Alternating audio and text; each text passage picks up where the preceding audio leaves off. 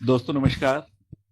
मैं आपका दोस्त और होस्ट मोहन नेवरिया जागोलोधी समाज के इस कार्यक्रम में आप सभी का स्वागत करता हूं और उम्मीद करता हूं कि आज के कार्यक्रम में जो आज अतिथि हैं डॉक्टर विष्णु राजपूत जी, उनसे आपको इस तरह की महत्वपूर्ण जानकारी प्राप्त होगी जो हमारे सबके लिए उपयोगी होगी, ऐसी मैं उम्मीद करता हूं। तो मैं डॉक्टर विष्णु राजपूत जी का आज के कार्यक्रम में स्वागत करता हूं।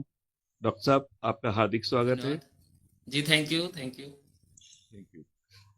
सबसे पहले मैं लोग जानना चाहते हैं कि हरदोई के एक छोटी सी जगह से रशिया के इतने प्रतिष्ठित यूनिवर्सिटी तक आप पहुंचे हैं, तो वो सफर कैसा क्या रहा, उसमें परिवार का क्या योगदान रहा, आसपास के जो आपके साथी थे, समाज के लोग थे, कितनी क्या मदद रही, किस तरह से आप पहुंचे, थोड़ा अपने बारे में थोड़ा बताएंगे। आज के इस लाइव सेशन से जुड़े हुए सभी जो हमारे भाई बंधु हैं, उन सभी को मैं रसिया से बहुत सारा नमस्कार, प्रणाम और उन लोगों का स्वागत भी करता हूं। तो जैसा कि सर आपने थोड़ा सा बताया कि हरदोई जिला उत्तर प्रदेश में एक कन्नौज और लखनऊ के आसपास में एक डिस्ट्रिक्ट, छोटा सा डिस्ट्रिक्ट है। तो हरदोई जिले के मैं मल्लामा क्षेत्र में एक तिरवा कुल्ली है, वहाँ पे एक बहुत छोटा सा गांव है, गुलाबपुरवा। तो मेरा जन्म यहीं पे हुआ। तो मैं थोड़ा सा और जैसे 25 साल पहले की शुरुआत करूंगा, जब मैंने हाई स्कूल किया था 98 में, इसके आसपास में। तो 98 में जब वहाँ पे सिचुएशन ऐसी नहीं थी कि एजुकेशन का कोई एक बहुत इक्का दुक्का लोग हुआ करते थे जो हमारे आसपास से हाई स्कूल पास करते थे या 12th पास करते थे। तो ऐसे में पढ़ाई करना और पढ़ाई के बारे में सोचना, हालांकि मैं भी उस टाइम पे नहीं इन सब चीज़ों के बारे में इतना जागरूक था। तो पढ़ाई करने का एक जो मेन ऑब्जेक्टिव ये था कि हाँ ठीक है, मतलब कुछ ज्ञान अर्जित होगा और हम बहुत सारी चीज़ें जानेंगे।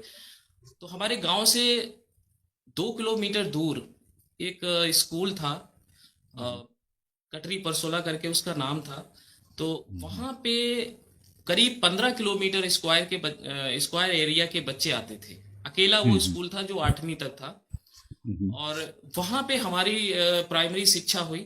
उस दौरान मुझे बिल्कुल यकीन नहीं था कि मैं आगे पढ़ाई करूंगा, क्योंकि ज्यादातर बच्चे हमारे वहीं से 8वीं करके और अपने कृषि कार्य में या इन सभी चीजों में लग जाते थे। तो मेरे पिताजी दो भाई थे, मतलब मेरे ताऊ जी थे। तो ताऊ जी की हमारे लगभग 1950 के आसपास में आंखें चली गईं चेचक की वजह से। तो उसके बाद वो बहुत सारी जो धार्मिक क्रियाएं हैं या और बहुत सारे जो सामाजिक कार्यक्रम होते थे, उस टाइम पे लोग इकट्ठा होते थे, चर्चा करते थे, या कोर्ट कचहरी जाना, जैसे जमीन विवाद को लेके या कोई और विवाद को लेके वो लोग कई बार शहरों में जाते थे। तो उन्हें वहां से इंस्पिरेशन मिली कि नहीं यार, हम भी अपने बच्चों को पढ़ाएंगे। तो उन्हीं का जो हमारी लाइफ में जो रोल रहा, हालांकि उस टाइम पे मुझे नहीं मालूम था कि मैं आगे जाके रूस में वैज्ञानिक बनूंगा और मुझे इस तरीके की सफलता मिलेगी। लेकिन उनका ये प्रयास था कि नहीं, ये जैसे वो जब शहर जाते थे तो उनको दिखते थे कितने सारे लोग वकील हैं या नौकरी में हैं, वहां से उनको इंस्पिरेशन मिलती थी। तो उनके दिमाग में आया नहीं, मुझे किसी भी सिचुएशन में बच्चों को पढ़ाना है। और मेरे ऊपर काफी उनको भरोसा था कि हाँ ये कुछ करेंगे। तो हमारे यहाँ एक ट्रेंड था, जब हम लोग 8वीं पास करने के बाद या तो हमारे पास विकल्प था बिलग्राम पढ़ने जाएं या कन्नौज पढ़ने जाएं। तो कन्नौज में एडमिशन नहीं हो पाता था बहुत सारे बच्चों का, क्योंकि वहां पे एक बहुत डिफिकल्ट एंट्रेंस होता था। इसलिए सारे बच्चे बिलग्राम चले जाते थे। अब उस टाइम पे सिचुएशन ऐसी थी कि घर से जाते थे और स्कूल भी बहुत सारे कम ही बच्चे जाते थे, और बसों में लड़ाई झगड़ा करते हुए अपने फिर शाम को वापस आ जाते थे। ये दिनचर्या थी। तो मैंने कहा नहीं, मैंने अपने ताऊ जी को बोला भाई मैं यहाँ पे नहीं जा सकता, क्योंकि मैं डेली अप डाउन नहीं कर पाऊंगा। मुझे आप कन्नौज में मैं इंटरेस्ट देता हूँ, अगर मेरा एडमिशन होता है तो आप वहाँ पे रहने का बंदोबस्त हो जाएगा, तो मैं वहीं रह के पढ़ाई करूंगा। तो सबसे बड़ा बदलाव यही था कि जो जो लोग जो ट्रेंड चल रहा था उसको तोड़ना।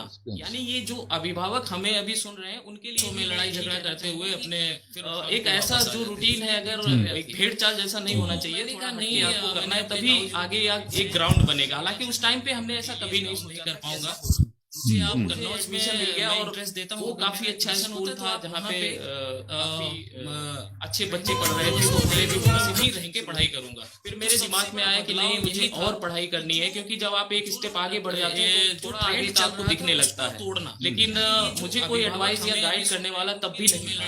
शायद मुझे ऐसा कुछ मिला होता तो और भी बेहतर या जल्दी से पढ़ना मिलते। तो जब मैंने बीएससी कर ली, एक ग्राउंड कर ली, हालांकि उस टाइम पे हमने के दौरान ही मुझे लगा कि नहीं, मुझे कुछ और एक्स्ट्रा ऑर्डिनरी करना है और साइंटिस्ट बनना चाहता था। अच्छे बच्चे अब आप ऐसी मैं कंटिन्यू पीएचडी नहीं कर सकता था बहुत सालों तक बिना स्कॉलरशिप के, क्योंकि हमारे एक स्टेप आगे वाले बच्चे हैं जो आपको दिखने लगता है। लेकिन सिचुएशन आती है कि आप 4 साल बीएससी करते हैं, फिर 2 साल एमएससी करते हैं, अब और कंटिन्यू घर वालों पे प्रेशर नहीं दे सकते, जल्दी से पढ़ना मिलता है। तो उसके बाद मुझे लगा कि नहीं,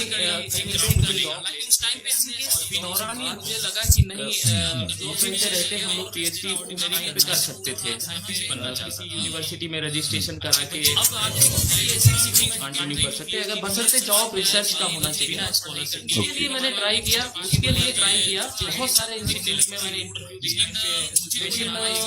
बहुत सारी वजह रही जो कि यहाँ पे किसी करते हैं, अब होना मुश्किल है, नहीं ले सकते क्योंकि सिलेक्शन नहीं हुई या यहाँ पे सिलेक्शन नहीं हुई, कई वजह की जो हमारे जो आज के यूथ है वो फेस करते हैं। लेकिन बात वही आई कि नहीं, मुझे ये करना था, ये एक दिमाग में था, लेकिन कैसे होगा ये कोई बताने वाला नहीं था, लेकिन करना था। तो मैंने यूपी को छोड़ा, मैंने कहा ठीक है, यहाँ पे अगर मुझे पॉसिबिलिटी नहीं मिल रही है, मैंने बहुत सारे आईसीआर के इंस्टीट्यूट में ट्राई किया, तो मैं हरियाणा चला गया। हरियाणा में एक सेंटर फॉर प्लांट बायोटेक्नोलॉजी करके एक इंस्टीट्यूट था, तो वहां पे 7-8 बच्चों का सिलेक्शन हुआ। बहुत नॉमिनल एक कॉन्ट्रैक्ट प्रोजेक्ट था, उसमें बहुत नॉमिनल सैलरी थी उस टाइम पे। लेकिन फिर लगा नहीं यार, आपको अगर रिसर्च में घुसना है तो ठीक है, सर्वाइवल के लिए सफिशिएंट है, एक आपको एंट्री मिल जाएगी। वो एंट्री ही लाइफ में एक आपको जहां पे पहुंचना है वहां ले जाने के लिए कुछ ना कुछ सहयोग करेगी। तो जब मैं वहां इंटर हुआ, अब चूंकि लोगों के साथ आया, मुझे लोग मिले, साइंटिस्ट मिलना शुरू हुए, तो मुझे उनसे बहुत सारी चीजें सीखने को मिली। तो किसी ने मुझे बताया कि आप करनाल में चले जाएं, वहां पे इंस्टीट्यूट बहुत अच्छा है और वहां पे पोजीशंस हैं। तो वहां मैंने इंटरव्यू दिया, वहां सिलेक्शन हुई। तो करनाल एक ऐसा इंस्टीट्यूट था, सेंट्रल सॉइल सैलिनिटी इंस्टीट्यूट, केंद्रीय मृदा लवणता अनुसंधान संस्थान। तो इस संस्थान में बहुत सारा कोलाब्रेशन था पूरी दुनिया से, तो बहुत सारे वैज्ञानिक वहां से आते थे। तो चूंकि हम लोग बहुत अभी हमारा शुरुआत था ना, तो हमें कोई तवज्जो देता था या हमें उनसे बात करने का भी मौका नहीं मिलता था, या कभी वो लोग बाहर वॉक करने आए मॉर्निंग में, तो हम मौका ढूंढते रहते थे क्या हम इनसे बात कर पाएंगे। तो उनसे मैंने बात करी, तो उन्होंने बताया हाँ ऐसे बहुत सारे प्रोसीजर हैं जिनके थ्रू आप बाहर अप्लाई करेंगे, जो कि हम अभी आगे डिस्कस करेंगे बच्चों के लिए। तो वहां से मुझे इंस्पिरेशन मिली और मैं चाइना चला गया। चाइना जाने के पहले भी मेरे सामने बड़ी सारी समस्याएं थी।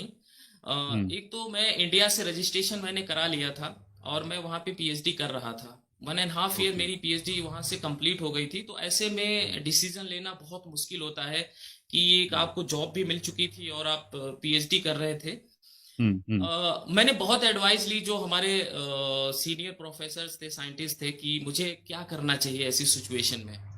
तो कुछ लोगों ने बोला कि नहीं, आपको यही कंटिन्यू करना चाहिए क्योंकि आपने काफी कुछ कर लिया है और 1.5 ईयर हो सकता है आप कंप्लीट भी कर लें। और बहुत सारे लोगों ने मुझे एडवाइस की नहीं, आप बाहर जाइए क्योंकि आपको स्कॉलरशिप मिल रही है, तो आपको फाइनेंशियल प्रॉब्लम नहीं आएगी और वहां पे जाके हो सकता है आप साइंस तो सीखेंगे ही सीखेंगे, वहां का कल्चर भी सीख सकते हैं, बहुत सारे नए लोग मिलेंगे, तो हो सकता है कुछ और आपको नया मिले। तो फाइनली मैंने डिसाइड किया कि नहीं ठीक है, मैं यहाँ से छोड़ के चाइना जाऊंगा। अब इस दौरान भी बहुत सारी इंटरेस्टिंग सिचुएशंस आई जो कि हम आगे डिस्कस करेंगे। तो जब मैं चाइना पहुंचा तो मेरे लिए एक नया परिवेश था, एक कंप्लीटली डिफरेंट कंट्री, और मैं प्योर वेजिटेरियन था, तो मेरे लिए बहुत सारे स्ट्रगल थे। खैर मैंने चाइना से पीएचडी कंप्लीट की और मैं इसके बाद रशिया आ गया। इंडिया में भी थोड़े दिन मैं इसके बीच में रहा और मैं रशिया आ गया। तो रशिया में रिकग्नाइजेशन यानी कि 2015 में मैंने रशिया ज्वाइन किया। 2007 में मैंने मास्टर्स अपनी एमएससी कंप्लीट कर ली थी।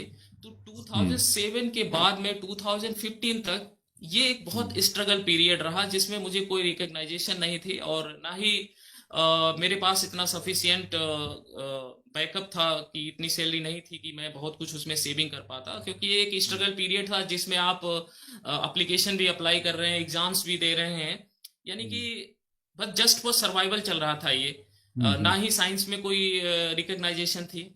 खैर पीएचडी होने के बाद जब मैं रशिया आया, तो रशिया में मुझे ऐसा लगा कि नहीं, अब मेरे पास समय है कि मैं अपने आप को प्रूफ कर पाऊं। फर्स्ट ईयर मेरा बहुत अच्छा रहा, मैंने बहुत सारा साइंटिफिक पब्लिकेशन किए और मैंने जो नैनो टॉक्सिसिटी है उस टाइम पे, ये शुरुआती दौर था इसका, इस रिसर्च का, और इस पे मैंने यहाँ पे एक अपना ग्रुप फॉर्म किया। फिर जाके 2020 में मुझे कई सारी जो रशिया की तरफ से अप्रिसिएशन मिली। एक तो मुझे, मैं टॉप 10 साइंटिस्ट में यहाँ पे मेरा जो साउदर्न फेडरल यूनिवर्सिटी के टोटल टॉप 10 एक्टिव साइंटिस्ट हैं उसमें मेरे को जगह मिल गई। और जो साउदर्न फेडरल यूनिवर्सिटी और रशियन मिनिस्ट्री, जो इनकी एजुकेशन मिनिस्ट्री है, उसकी तरफ से मुझे एक अप्रिसिएशन सर्टिफिकेट मिला, जो highly qualified specialist in science. हालांकि ये बहुत कम लोगों को मिलता है, प्रोफेसर्स को मिलता है, जो लोग बहुत सालों तक रिसर्च करते हैं। लेकिन मैं लकी रहा और मुझे ये सर्टिफिकेट मिला रशिया में। इसकी वजह से मुझे बहुत सारी और बेनिफिट्स मिल गए, जिससे कि मैं लीडर हो सकता हूँ, ग्रांट अप्लाई कर सकता हूँ साइंस में। तो ये जो पीरियड था, इसमें एक चीज जो नोट करने वाली थी कि जब आपके पास स्ट्रगल पीरियड था, जैसे 2000 जब एजुकेशन आपने कंप्लीट कर लिया और उसके बीच का पीरियड था, यहाँ पे बहुत सारा डिस्टरबेंस हो सकता था और मैं अपनी जो मेरा जो गोल था उससे मैं मतलब भटक सकता था। इसमें जो मेरा सेल्फ जो कॉन्फिडेंस था, या मुझे जो यकीन था कि नहीं मैं ऐसा कर पाऊंगा, यानी कि जो चीज 2020 में मिलना था उसको मैं एज्यूम करके 2007 में चल रहा था, जो कि बड़ा मुश्किल काम था इस दौरान इतने दिनों तक अपने आप को बैलेंस करके रखना और अपने आप को ये बताते हुए रखना कि नहीं, आप एक दिन सफल होंगे। और हालांकि मैं अभी भी अपने आप को सफल नहीं मानता, क्योंकि सफल आप तभी होंगे जब बहुत कुछ ऐसा कर देंगे सोसाइटी के लिए कि आपने कोई बहुत अच्छी चीज को सॉल्व कर दिया हो, प्रॉब्लम को सॉल्व कर दिया हो। लेकिन चूंकि साइंटिफिक कम्युनिटी में मुझे एक रिकग्नाइजेशन जरूर मिली। मैंने अभी तक 115 के आसपास मेरे पब्लिकेशन हैं, जिनमें बड़े हाई इम्पैक्टेड पब्लिकेशन है, 8 इम्पैक्ट फैक्टर है। जो प्रोफेसर जुड़े होंगे उनको आइडिया होगा उसके बारे में। तो ये एक चीज, यानी कि मैं एक जगह बनाने में जरूर कामयाब रहा, जो कि मेरा सिर्फ एक सपना था कि मैं थोड़ा सा रिकग्नाइजेशन मुझे साइंस में मिले। अब इसमें जैसे जो मेरे परिवार का सहयोग रहा, शुरुआती दौर में बच्चे को ये आइडिया नहीं होता है कि वो, उसका कोई टारगेट नहीं होता, खासकर उन बच्चों के लिए जो गांव देहात में है, ऐसे पिछड़े क्षेत्रों में है जहाँ पे मूलभूत सुविधाएं नहीं है। तो ऐसे में अभिभावक का रोल बहुत इंपॉर्टेंट होता है। अगर अभिभावक मोटिवेटेड है, कहीं से भी है, चाहे वो कोर्ट कचहरी जाता है, तहसील जाता है, वहां से उसको लगता है कि हम अपने बच्चे को, हालांकि गांव में लोग उसको, जो तहसीलदार है उसको डिप्टी साहब बोलते हैं कि भाई डिप्टी साहब जैसा बनाना है, या थानेदार साहब जैसा बनाना है, या वहां कोई वकील है, वकील साहब जैसा बनाना है। अगर उसको मोटिवेशन ऐसा वहां से मिलता है अभिभावक को, और वो इम्प्लीमेंट करना चाहता है, तो आर्थिक स्थिति या जो पारिवारिक समस्याएं हैं, जो सामाजिक समस्याएं हैं, ये सब बाधा नहीं बनेगी।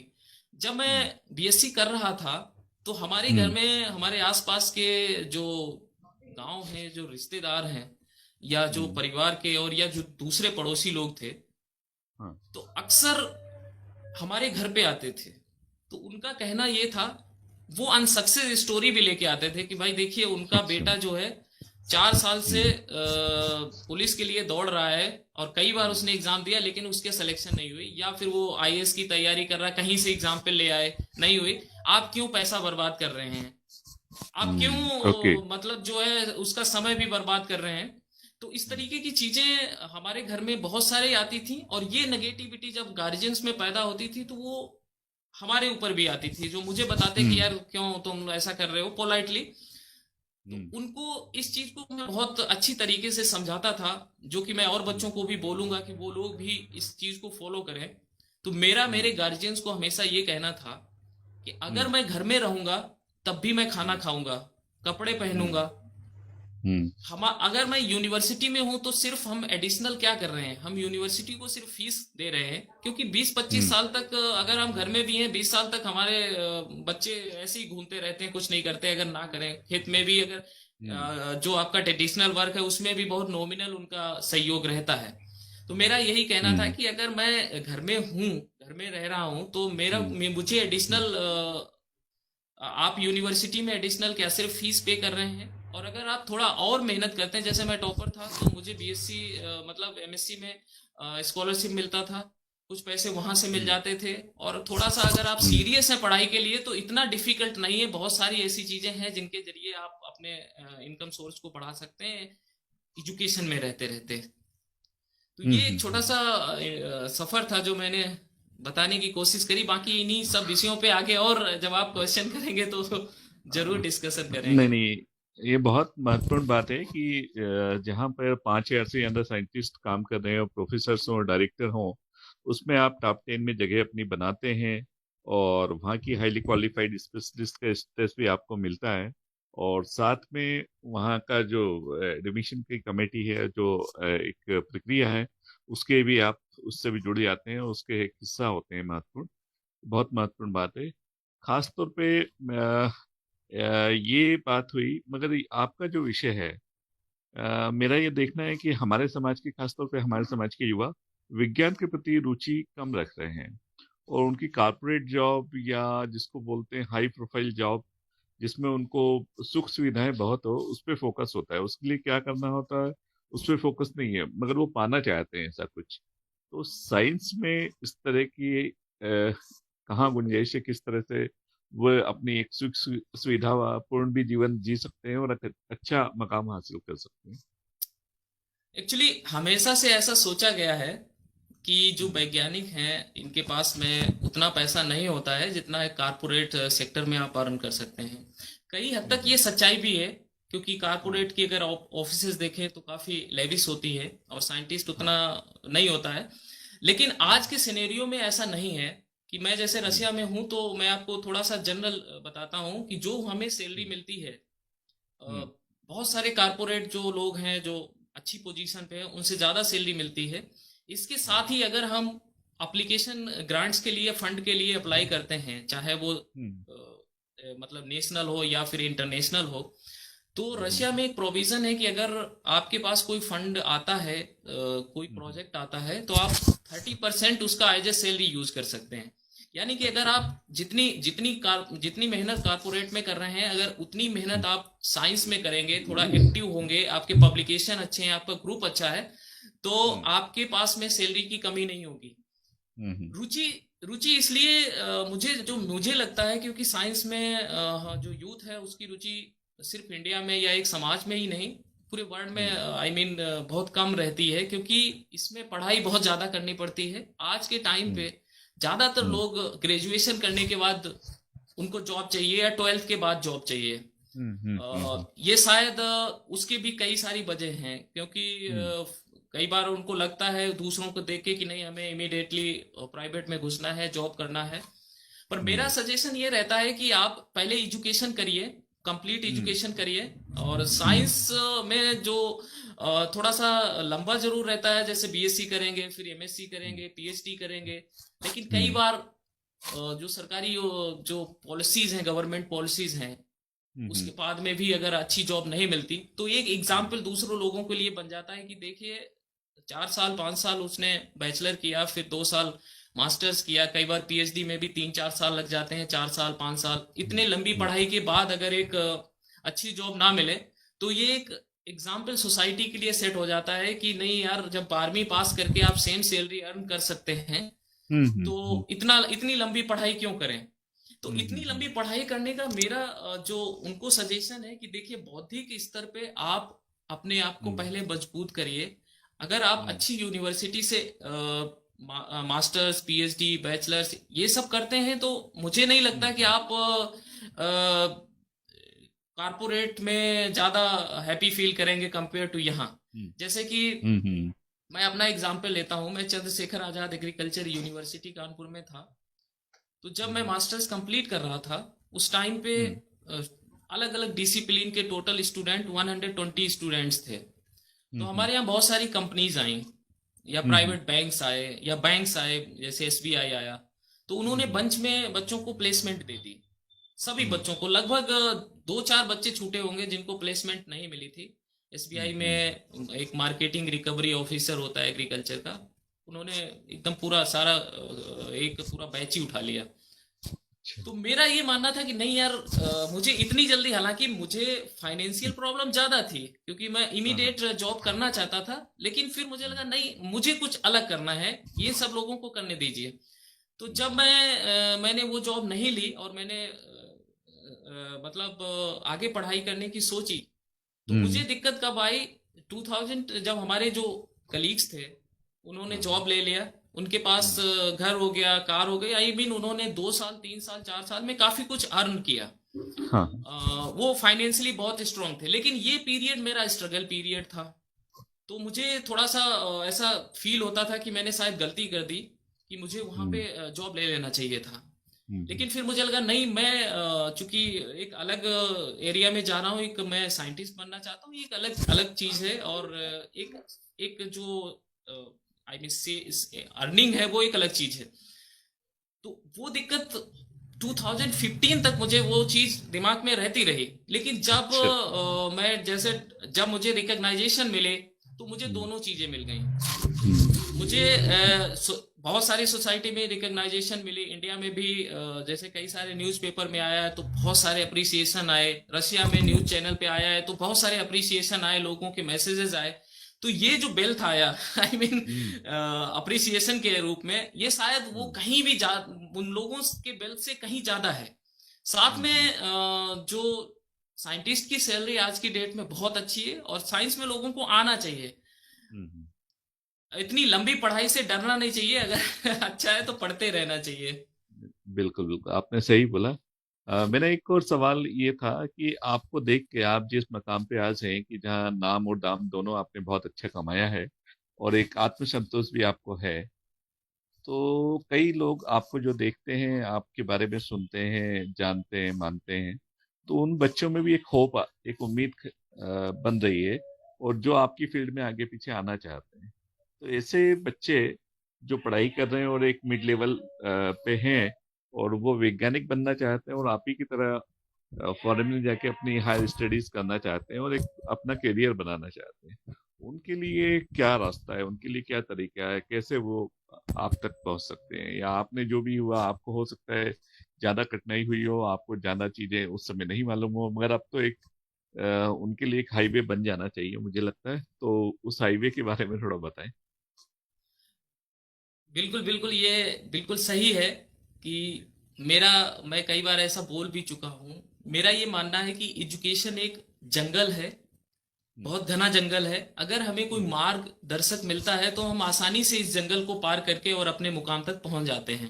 हम्म लेकिन हम्म अगर हमको कोई नहीं मिलता है तो हम कभी इस रास्ते जाते हैं, कभी उस रास्ते पे जाते हैं, और फाइनली बहुत समय लगता है पहुंचने में। पहुंचते हैं, हम्म जिनका हम्म डिटर्मिनेशन अच्छा होता है वो जरूर पहुंचते हैं। और ऐसा ही मेरे हम्म साथ हुआ कि मार्गदर्शन हम्म नहीं था, तो मैं हम्म 2020 में जो चीज मुझे मिली है वो 2015 में मिल जानी चाहिए थी। हम्म। तो जो लोग हमें सुन रहे हैं, जो युवा सुन रहे हैं, जो छात्र सुन रहे हैं, उनके लिए मेरा जी। एक क्लियर मैसेज है कि हम्म अगर आप बाहर से पढ़ाई करना चाहते हैं और आपकी हम्म आर्थिक स्थिति अच्छी नहीं है, हम्म तो आपको, अगर आप बीएससी में हैं और पीएचडी करना चाहते हैं, तो हम्म। एमएससी जैसे ही आप एडमिशन लेते हैं उसी दौरान इसकी तैयारी शुरू कर दीजिए। क्योंकि पीएचडी जैसे की। आईएएस पीसीएस या किसी भी एडमिनिस्ट्रेटिव सर्विस के लिए एक बहुत लंबी तैयारी या प्लानिंग की जरूरत होती है, इसी तरीके से इसकी भी प्लानिंग की जरूरत रहती है, डॉक्टरेट की, पीएचडी की या मास्टर्स की। वो चाहे विज्ञान के क्षेत्र में हो, चाहे किसी और फील्ड में हो, इंजीनियरिंग के फील्ड में हो, इसमें आपको बहुत बेनिफिट है। एक तो हम्म आप जब डॉक्टरेट किसी अच्छी university, world level, world recognise university से करते हैं, तो हम्म आपके जो जॉब के चांसेस हैं बहुत ज्यादा बढ़ हम्म जाते हैं। और हम्म साथ ही आपको एक हैंडसम पैकेज जो स्कॉलरशिप मिलती है, कई हम्म। यूनिवर्सिटीज में 1000 से लेके $3000 तक हम्म। स्कॉलरशिप मिलती है। तो हम्म। आपको इतनी अच्छी स्कॉलरशिप के साथ एक अच्छी डिग्री मिल जाती है, तो आपकी जो जॉब सिक्योरिटी है बहुत ज्यादा बढ़ जाती है। अब हम्म। तैयारी क्या करनी चाहिए? जब आप हम्म। मान लीजिए मास्टर्स में आपने एडमिशन लिया, तो जब हम्म। पीएचडी के लिए आप बाहर अप्लाई करेंगे तो आपकी कुछ चीजें देखी जाती है, जैसे आपने क्या कोई पब्लिकेशन किया है, कोई रिसर्च किया है इस दौरान, आपकी एजुकेशन के दौरान, क्या आपने कोई किताब में चैप्टर वगैरह आपने कंट्रीब्यूट किया है, आपकी एकेडमिक बैकग्राउंड क्या रही है। एक तो सबसे ये महत्वपूर्ण चीज आपको सेल्फ स्ट्रॉन्ग करने के लिए है।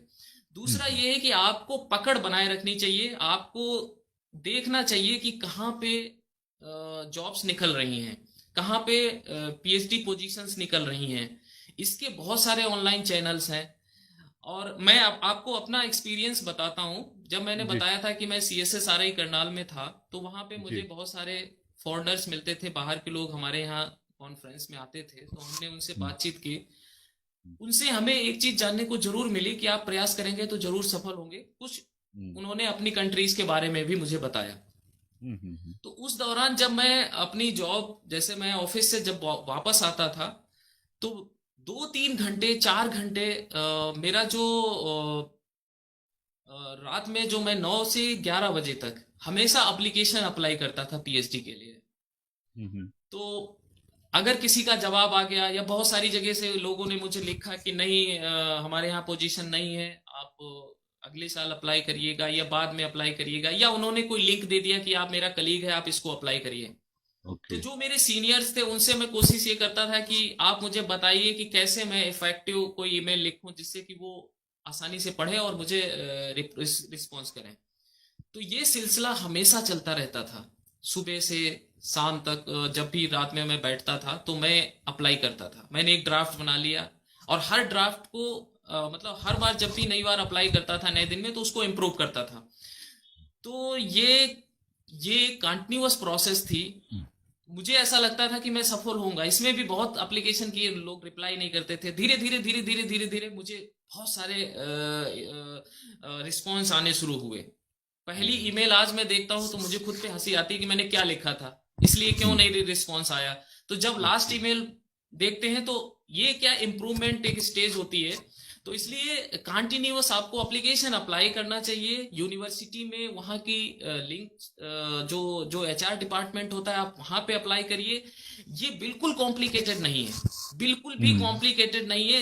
इसको मतलब हम सोचते हैं कि बाहर जाना इतना कॉम्प्लिकेटेड है, या हम्म। बाहर से पढ़ाई करना इतना कॉम्प्लिकेटेड है, या इंडिया से पढ़ाई करना जो अच्छे संस्थान है उसमें कॉम्प्लिकेटेड है। एक हम्म। प्लानिंग की जरूरत है। आपको हम्म। स्कॉलरशिप भी मिलेगी, इंडिया में भी बहुत सारी स्कॉलरशिप मिलती हैं। हम्म। अगर आपके अंदर डिटर्मिनेशन हो सकता, जैसे मान लीजिए प्राइमरी जूनियर एजुकेशन आपकी अच्छी नहीं हुई, आपने बीएससी हम्म। में अच्छी यूनिवर्सिटी में एडमिशन नहीं ले पाया, तो हम्म। आप आपको हो सकता थोड़ा गैप लगे इस चीज हम्म। को फिल करने के लिए। हो सकता है 1 साल तक आपको तैयारी करनी पड़े अपने आप को और क्वालिटी इंप्रूव करने का। तो ये हम्म। चीज तो हो सकती है, लेकिन सफलता आपको जरूर मिलेगी।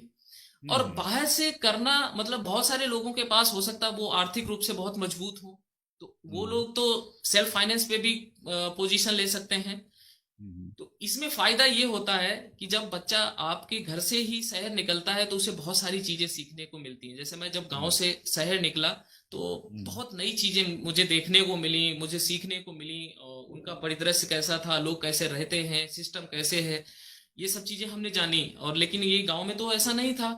गांव में तो हम हम्म। सुबह जगते हैं और अपने खेतों पे चले गए और शाम को आके फिर सो जाते थे। तो वहां तो लाइफ का एक ऑब्जेक्टिव ही यही लगता है कि हम सर्वाइवल के लिए जी रहे हैं। तो हम्म। उससे हटके जब आप शहर जाते हैं तो लगता है कि लोग कैसे स्ट्रगल कर रहे हैं धूमधाम से। किसी का बहुत बड़ा मकान है, किसी का कुछ है, आई मीन बहुत सारी चीजें, बौद्धिक लोग भी बहुत सारे मिलते हैं। तो जब आप जी। बाहर जाते हैं, दूसरे देशों में जाते हैं, तो आपको आप अपनी डिग्री तो करते ही हैं, साथ हाँ। साथ आप वहाँ के जो कल्चर है, वहाँ के लोग हम्म। कैसे रहते हैं, वो, अब हम्म। चूंकि ये लोग कैसे रहते हैं ये जानना इसलिए जरूरी होता है क्योंकि ये हमारे बौद्धिक विकास के लिए जरूरी है। एक ओके। हमारे अंदर एक एनालिटिकल कैपेसिटी डेवलप करने के लिए जरूरी है। कि भाई ये एक टूरिस्ट प्लेस है, या यहाँ का सिस्टम ऐसा है, यहाँ के लोग कैसे वर्क वर्क करते हैं, यहाँ के लोग क्या सोचते हैं। तो ये सब एक एक जो जो आप नॉलेज ये लेते हैं, ये आपकी टोटल जो ओवरऑल ग्रोथ है उसको इम्प्रूव करता है और इंटरनेशनल नेटवर्क भी बनाता है। बिल्कुल। अब इसके बाद में जैसे मैं साउदर्न फेडरल यूनिवर्सिटी में एडमिशन कमेटी में हूँ, हम्म। तो एक कंपैरिजन करना चाहूंगा। हम हम्म। लोग स्कॉलरशिप देते हैं और नॉन स्कॉलरशिप पे भी एडमिशन होता है यहाँ पे। तो हम्म। स्कॉलरशिप रशिया में इतना ज्यादा तो नहीं है, लेकिन स्टूडेंट को सर्वाइवल के लिए सफिशियंट रहता है। 5 से 7 हजार स्टूडेंट अभी हमारी यूनिवर्सिटी में पढ़ रहे हैं जो हम्म। फॉरेनर हैं। तो ये स्कॉलरशिप में जैसे फ्री अपार्टमेंट मिलता है। अपार्टमेंट का मतलब वो हमारे इंडिया जैसा हॉस्टल नहीं, यहाँ पे हम्म। प्रॉपर एक अपार्टमेंट है, फुल्ली फर्निश्ड अपार्टमेंट मिलता है बच्चों को। 2 या 3 हम्म। बच्चे एक बड़े से अपार्टमेंट में रहते हैं। और हम्म। मतलब ये हॉस्टल नहीं कह सकते इसको, अपार्टमेंट, जी। क्योंकि फुल्ली फर्निश्ड है। हम्म। नॉमिनल चार्जेस है जैसे 2000 इंडियन रुपीज है। हम्म। अब बात आती है कि यूनिवर्सिटी में अगर स्कॉलरशिप नहीं मिलती तब क्या होगा। यूनिवर्सिटी में अगर एडमिशन नहीं मिलता है, तो यहाँ पे जितने भी साउदर्न फेडरल यूनिवर्सिटी में कोर्सेज हैं, इन कोर्सेज में 100,000 से मतलब 1 लाख से लेके 1.25 लाख तक, इसके बीच में ही सारी फीस है 1 साल की, किसी भी कोर्स में, चाहे इंजीनियरिंग का हो, चाहे कॉमर्स का हो, आर्ट का हो, साइंस के हो, या फिर मेडिकल तो इसमें नहीं है, और एग्रीकल्चर के कोर्सेज कुछ हैं। तो ये जो फीस है, इतनी फीस अगर आप किसी भी प्राइवेट यूनिवर्सिटी में इंडिया में पढ़ते हैं, तो आपको इतनी फीस वहां पे करनी पड़ती है, और हॉस्टल की फीस भी पे करनी पड़ती है। यानी कि आपका जो टोटल एक्सपेंसेस आएगा पर ईयर का, हम्म। मैक्सिमम 2 लाख से ज्यादा नहीं आएगा रशिया में पढ़ने का। और फायदे क्या हैं? एक तो ये टॉप 20 रशियन यूनिवर्सिटीज हैं। मैं ये नहीं कहता हम्म। साउदर्न फेडरल में ही पढ़ें, क्योंकि रशिया बहुत बड़ा है, इसमें बहुत सारी यूनिवर्सिटीज हैं। तो आप हम्म। किसी भी यूनिवर्सिटी में एडमिशन ले सकते हैं अपने सब्जेक्ट के अकॉर्डिंग। हम्म। बेनिफिट इसमें ये है कि यहाँ पे क्लासेस बहुत छोटी होती है। 25 स्टूडेंट एक क्लास में होता है, बच्चे पे इतना हम्म। प्रेशर नहीं होता है, एक्स्ट्रा एक्टिविटीज बहुत सारी होती हैं, साथ में हम्म। उनको दूसरे देशों के कलीग्स भी मिलेंगे, दूसरे देशों के उनके दोस्त बनेंगे। तो बौद्धिक हम्म। विकास के साथ साथ एजुकेशन की क्वालिटी भी मेंटेन रहेगी।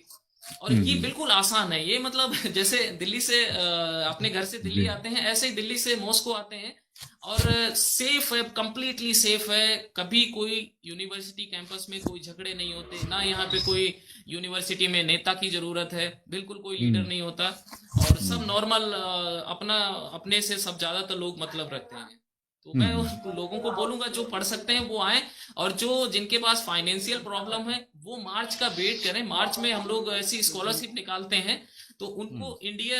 इंडिया में दिल्ली में रशियन एम्बेसी है, वहां जाके अपने डॉक्यूमेंट जमा करने होते हैं, और थोड़ा सा एक इंटरव्यू टाइप का एग्जाम रहता है। तो वो हम्म। लोग अगर सेलेक्ट होते हैं, तो उनको हम्म। सारा फ्री रहता है। सिर्फ हम्म। 2000 रुपीज उनको हॉस्टल का चार्जेस, जो अपार्टमेंट है उसका देना रहेगा, और बाकी फूड अपने हिसाब से वो कुक कर सकते हैं, खा सकते हम्म। बहुत धन्यवाद। बहुत महत्वपूर्ण अच्छी सूचना आपने जानकारी दी हम लोगों को। हैं। जी जी जी। आप जैसा कि जानते हैं कि हमारे समाज में ज्यादातर लोग ग्रामीण क्षेत्र में होते हैं और कृषि पे आधारित अपना उनका काम होता है। अब वो जब एक बच्चा होता है, भले वो ग्रामीण पृष्ठभूमि से हो, भले वो उसका परिवार किसी से जुड़ा हो, वो चाहता है, उसके पास कई ऑप्शन होते हैं। उसमें कृषि के क्षेत्र में आगे बढ़ना है, जैसे कि आपने बताया कि कृषि के क्षेत्र में वैज्ञानिक होने के नाते या अन्य रिसर्च को लेके भी वो आगे बढ़ सकता है। दूसरी ओर सामान्य जॉब्स होती हैं, बहुत सारे बिजनेसेस होते हैं। तो उसमें अ, उसकी तुलना में मोटे तौर पे तो मेरा एक प्रश्न, पहला भाग तो यही है कि उसको जॉब के लिए जाना चाहिए, या इस तरह के प्रोफेशन है, इस तरह की आगे की पढ़ाई के लिए, या खेती से जुड़े हुए कुछ काम करने चाहिए। और अगर इस क्षेत्र में खासतौर पे कृषि और उस क्षेत्र में आगे वो जीवन करना चाहता है, खासतौर पे कई लोग उन्नत खेती की बात करते हैं। हमारे अपने किसानों ने, हमारे समाज के अपने लोगों ने बहुत अच्छा अभी प्रदर्शन किया है। अभी काफी सारे उनको इनाम इकराम मिले हैं और उनका सम्मान भी किया गया है। तो आपको क्या लगता है कि इस क्षेत्र में वो कैसे आगे बढ़ सकते हैं? उनके लिए क्या आसान रास्ता क्या है?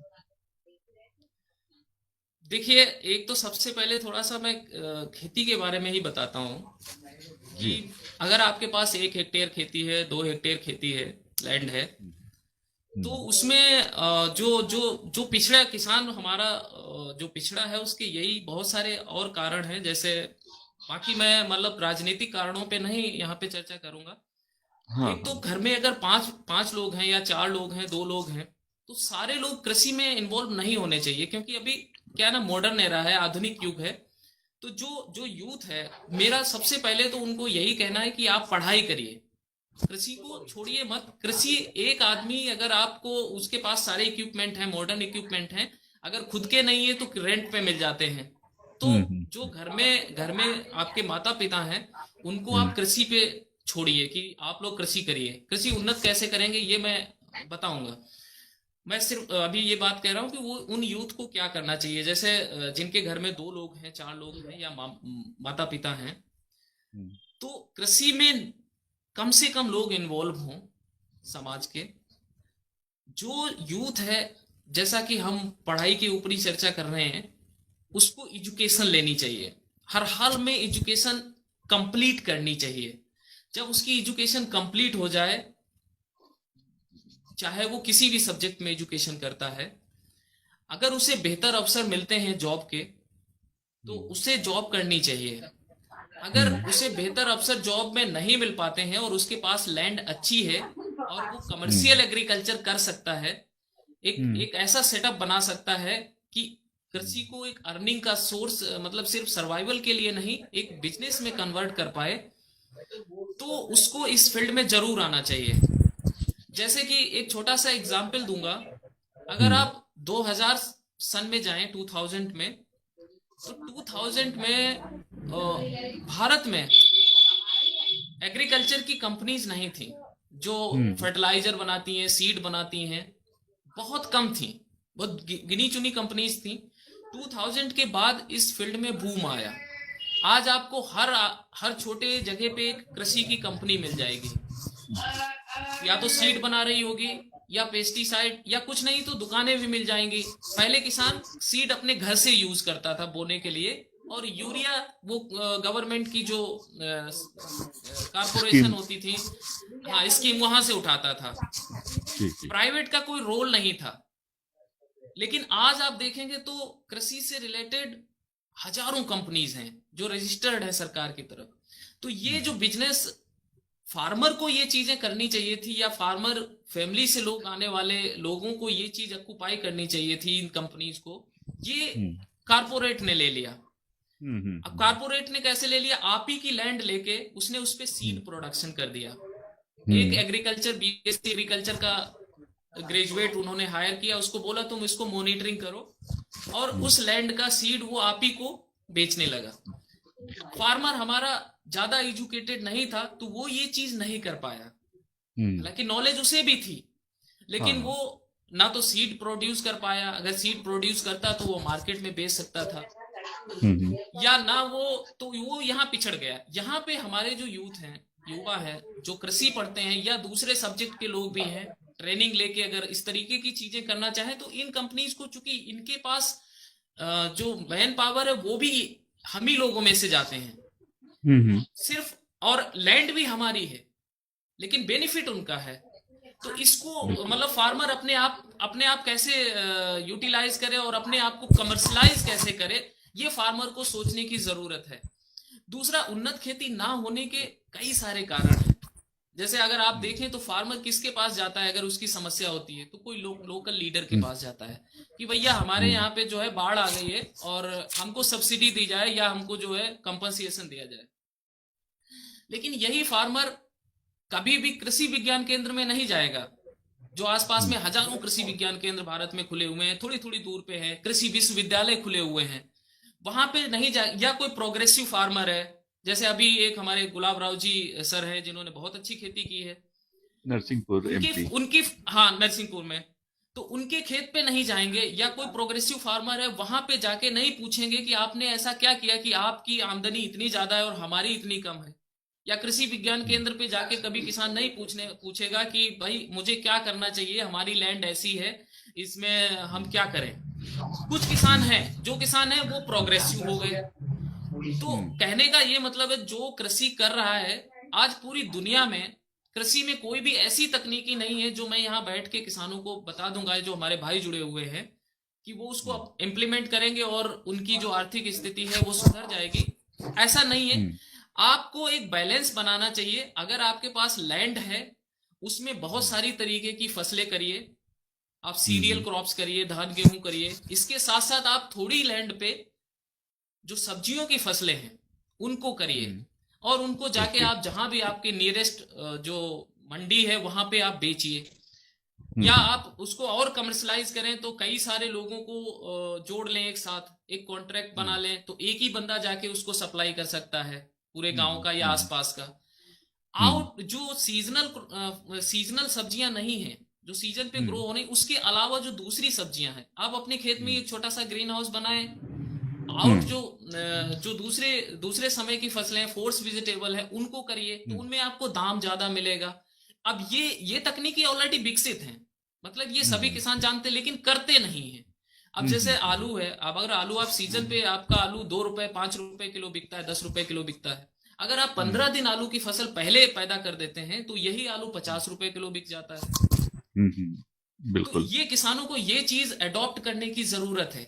इसके साथ आप पशुपालन पे भी अपना ध्यान दीजिए। हम्म। क्योंकि अगर आप सभी चीज में इन्वेस्ट करेंगे, तो मान लीजिए आपकी हम्म। सीरियल क्रॉप किसी वजह से, क्योंकि एग्रीकल्चर बड़ा रिस्की होता है, कि सीरियल क्रॉप किसी वजह से आपको उत्पादन नहीं दे पाई, तो आपका जो हम्म। पशुपालन है, भैंसे हैं, जानवर हम्म। हैं, इनमें से फायदा हम्म। मिलेगा। अब हम्म। बहुत छोटा किसान है जिसके पास बहुत छोटी लैंड है, हम्म। उसको तो मैं सजेस्ट करूंगा कि मतलब जो वेजिटेबल्स हैं उनको ही ग्रो करे और सप्लाई ओके। करे। उसमें ओके। उसको बहुत फायदा हो सकता है। उसको धान गेहूं में फायदा बिल्कुल भी नहीं होगा, क्योंकि ये फसलें ऐसी हैं, एक लंबा समय लेती हैं और इनके जो हम्म। मूल्य है बहुत कम है। तो ये तो हम्म। आप ऐसे खेत में कर दीजिए जहां पे आप रात में नहीं जा सकते, या खेत जो लैंड अच्छी नहीं है, दूर दराज की लैंड है, वहां करिए। तो यानी कि जो हम्म। आपके पास अपनी लैंड है उसको कई हम्म। भागों में बांटें। और आप ये सोचें कि ये लैंड पे हम क्या कर सकते हैं, और एक ही हम्म। तरह की फसल ना करें, हम्म। पशुपालन भी साथ में करें। और जो आपके हम्म। आसपास के कृषि विज्ञान केंद्र हैं, हम्म। विश्वविद्यालय हैं जिनमें कि मेला लगता है किसानों के लिए, वहां पे जरूर जाएं। और दूसरा, ये हम्म। किसान जैसे अभी कुछ प्रॉब्लम हुई तो किसी पॉलिटिशियन को, जैसा मैंने आपको बताया, वो तो आपको सिर्फ हाँ। प्ले करेगा, जैसा कि हो भी रहा है। आप हम्म। आजकल किसानों के घर में भी फोन है, एंड्रॉइड फोन हम्म। है, वो लोग भी फेसबुक हम्म। यूज करते हैं।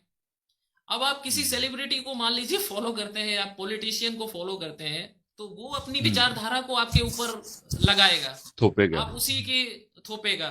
तो आप किसी, हजारों वैज्ञानिक हैं अब आज की डेट में, जैसे हम, हमारा अपना ग्रुप भी है और लोग हैं, आप उनमें से फॉलो करिए। वो आपको तकनीकी कुछ ना कुछ वहां पे लिखेंगे, अपडेट करेंगे, आपको कुछ ना कुछ ज्ञान जरूर मिलेगा। बजाय कि किसी का चित्र हम्म। पे आप 4 घंटे बड़े बड़े कमेंट लिखें। तो मेरा ये भी उन लोगों को कहना है, छात्रों के लिए भी यही कहना है, कि आप अपने आप को सोशल मीडिया का सही उपयोग करिए। जो हम्म। मोटिवेटर हैं, जो मोटिवेट करना चाहते हैं सोसाइटी को, उनको प्रमोट करिए, बजाय कि हम्म। ग्लैमर या ऐसी चीजों के ऊपर अपना समय बर्बाद करने से। तो ये क्या है कि हम्म। स्लोली स्लोली स्लोली स्लोली आपका एक समय आएगा कि आपके जो आपका बौद्धिक विकास है वो जरूर होगा। और आपको, हम्म। आपका जो ऑब्जेक्टिव है, चाहे वो कृषि हो, कृषि करना हो, चाहे एजुकेशन हो, दोनों में बेनिफिट मिलेगा। बिल्कुल। आपने बहुत अच्छे से बताया कि कृषि को लाभ का व्यवसाय कैसे बना सकते हैं। आप देखेंगे कि इस समय हमारे देश में नियम कानून काफी बदले हैं। कृषकों के हित में बहुत सारी चीजें बदली है कि मंडी कानून को स्क्रैप किया गया है। कोई भी किसान अपने मंडी क्षेत्र या अपने क्षेत्र की मंडी से बाहर पूरे देश में कहीं भी बेच सकता है जहां पे उसको ठीक दाम मिले। दूसरा, फिर एफपीओ का एक प्रावधान आ गया, फूड प्रोड्यूस ऑर्गेनाइजेशन। इस नाम से अपनी कंपनी में कोई बना सकता है किसान, कई लोग मिलके, और अपने प्रोडक्ट को साथ में एक साथ फार्मिंग कर सकते हैं, कॉन्ट्रैक्ट फार्मिंग भी कर सकते हैं, और प्रोडक्ट को विदेशों में, देश में जहां जैसे मार्केट करना कर सकते हैं, बल्कि उसकी प्रोसेसिंग यूनिट भी लगा सकते हैं। तो इस तरह के बड़े काफी सारे चेंज अभी इस साल देखने को मिल रहे हैं। इसके साथ ही चूंकि एक्चुअली आपने जिस क्षेत्र में आपने पढ़ाई की है और खोज की है, रिसर्च की है, मुझे दो चीज समझ में आई। एक तो कृषि वाला क्षेत्र है, दूसरा आपने मिट्टी पे, मृदा पे काफी काम किया है। तो ये सब चीज को कैसे देखते हैं कि आपका ज्ञान और आपका एक मार्गदर्शन और किसानों के हित में किए गए ये फैसले गवर्नमेंट के, इस सबको मिला के हम लोग एक अच्छी राय किसानों को क्या दे सकते हैं? देखिए, जैसे कि अभी मुझे बहुत ज़्यादा गवर्नमेंट की जो पॉलिसीज हैं उसके बारे में डिटेल्ड नॉलेज नहीं है कि वो क्या बेनिफिट करने वाली हैं, लेकिन जो सबसे हम्म। बड़ी समस्या है हमारे किसानों के लिए, या हमारे जो समाज के किसान हैं, या कोई भी किसान है भारत में, वो हम्म। है लैंड साइज। जो हम्म। एग्रीकल्चर लैंड है बहुत छोटी छोटी है, सर्वाइवल के लिए वो लोग काम करते हैं। और जो बिल- जिनके पास लैंड ज़्यादा है, बहुत सारी पॉलिसीज का फायदा भी उन्हीं लोगों को मिलता है। हाँ। और जो ये जो जो बहुत छोटे मार्जिनल जो फार्मर हैं, जो छोटे किसान हैं जिनके पास सिर्फ सर्वाइवल के लिए लैंड है, उनको कितना इससे फायदा होगा ये तो बड़ा मतलब प्रिडिक्टेबल है अभी भी। लेकिन मेरा जैसे उनको अभी भी यही कहना है कि आप अगर बहुत छोटे फार्मर हैं तो आप एक कॉन्ट्रैक्ट बनाइए, जैसे बहुत सारे लोगों का अपना एक ग्रुप बना लीजिए कि भाई हम्म। अगर हमें प्राइस मान लीजिए नासिक में अच्छा मिल रहा है ओनियन का, तो हम नासिक में बेचेंगे। लेकिन वो अकेला नहीं कर सकता क्योंकि उसके पास लैंड बहुत कम है, और वो इतने बड़ा रिसोर्स नहीं मतलब उसको उठा नहीं सकता। तो इसलिए हम्म। ओवरऑल उनका एक ग्रुप बनना चाहिए ताकि वो अपने आप को एक बड़ा बनाए। बहुत सारे लोगों ने ऐसा किया है कमर्शलाइज हम्म। करने के लिए। और मैं हम्म। सॉरी, मैं आपका दूसरा सवाल भूल गया, जैसे क्या संदेश देना चाहेंगे? हाँ, ये नहीं कि तो खासतौर पे दो चीजें हैं। एक तो मैंने गवर्नमेंट पॉलिसीज बदली हुई, जो लिबरलाइजेशन हुआ है, उदारीकरण हुआ है गवर्नमेंट की पॉलिसीज में, कि वो देश में कहीं भी बेच सकता है। फिर दूसरे किसान अपनी कंपनी बना सकते हैं और उसके जरिए साथ में मिलके खेती कर सकते हैं, साथ में मिलके हाँ, उसका मार्केट कर जी सकते हैं, उसको प्रोसेस कर सकते हैं और इवन एक्सपोर्ट कर सकते हैं। जी जी जी जी ये जी जी, ये बिल्कुल बिल्कुल सही है कि जो छोटे फार्मर्स हैं वो अपनी यूनिट ऐसा एक ऑर्गेनाइजेशन बनाए कि आप प्रोड्यूस भी खुद ही करें और आप हम्म। प्रोसेस भी खुद ही करें। और अगर आप कमर्शलाइज प्रोडक्ट बना सकते हैं तो कमर्शलाइज प्रोडक्ट भी खुद ही बना के सप्लाई करें। अगर ऐसा पॉसिबल उनके थ्रू होता है, जो कि कुछ लोग जरूर करेंगे, तो मुझे लग रहा है ये हम्म। उनके लिए बहुत बेनिफिशियरी होगा। इसमें गवर्नमेंट की जो हम्म। पॉलिसीज है निसंदेह वो बहुत हेल्पफुल रहेंगी, क्योंकि अगर हम्म। उनको उस प्रोडक्ट का जो कॉस्ट है यहाँ पे अच्छा नहीं मिल रहा तो कहीं और भी आसानी से वो बेच सकते हैं। तो ये एक हम्म। पहल जरूर अच्छी है, लेकिन कितने लोग समाज के इसमें जुड़ेंगे ये बहुत इंटरेस्टिंग रहेगा। और मैं मानता हम्म। हूं, क्योंकि क्योंकि इसमें सबसे बड़ी प्रॉब्लम ये है कि जो आपसी कनेक्शन होना चाहिए, जो एक सहचर बनना चाहिए, उसको बिठाना बड़ा मुश्किल है। हम्म। मैंने ये देखा है कि आपने कनेक्शन की बात कही। मैंने जितनी आपसे बातचीत हुई है उससे ये बात स्पष्ट होती है कि आप अच्छे कम्युनिकेटर भी हैं। तो कम्युनिकेशन का कितना बड़ा रोल थैंक यू। हो सकता है, एक मास कम्युनिकेशन का कितना बड़ा रोल हो सकता है इसमें? देखिए, मेरा ये मानना है कि जो हमारे बौद्धिक वर्ग है, चाहे किसी किसी भी समाज का हो, हाँ। मैं सिर्फ एक समाज की बात नहीं कर रहा, लेकिन जैसा हम्म। कि हम इस ग्रुप से जुड़े हुए हैं तो इस ग्रुप की बात करते हैं। तो हमारे बौद्धिक वर्ग को कुछ चीजों में सुधार करने की जरूरत है समाज के लिए। हम्म। जैसे मैं लगभग 4.5 साल चाइना में रहा हूँ, हम्म। साढ़े हम्म। लगभग 5 साल मुझे रसिया में होते हो गए हैं। तो हम्म।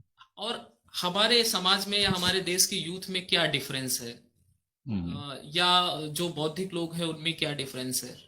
हम्म।